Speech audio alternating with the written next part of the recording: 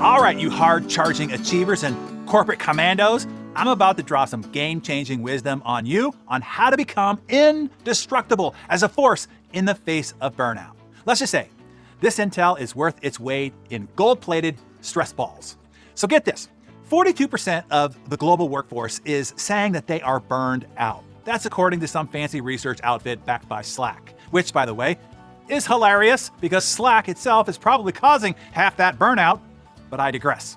Now, the American Psychology Association is throwing out some even scarier numbers. They're saying 77% of workers have been stressed out by work in the last month alone, and more than half of them are feeling the burn from that stress. It's a freaking epidemic, people!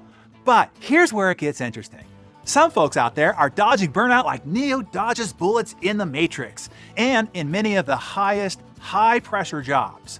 Enter Candy Wings from University of Pennsylvania. She went poking around hospitals during the pandemic, talking to the bigwigs and the frontline workers. And what she discovered is gonna blow your mind. She found out how these superheroes not only evaded burnout, but thrived in hospitals of high-stress environments, completely upending the widely held belief that everyone under high stress eventually experiences burnout. As Candy puts it, no one is immune to stress. Every one of us feels stress, be it good stress, bad stress, or anywhere in between.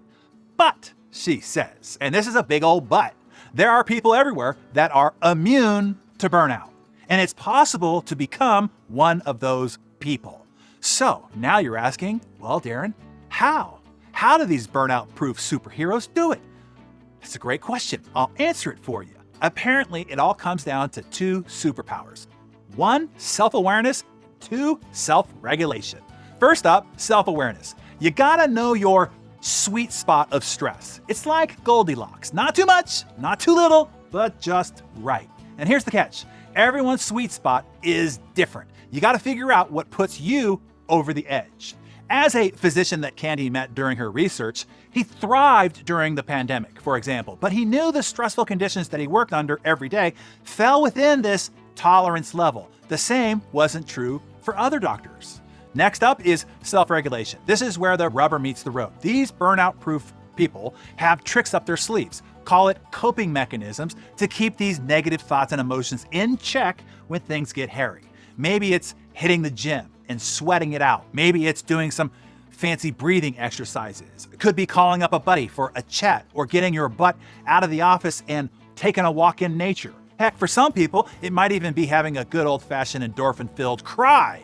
Whatever floats your boat and gets you back to center, the point is you gotta find out what works for you to manage that stress and stay in your particular sweet spot.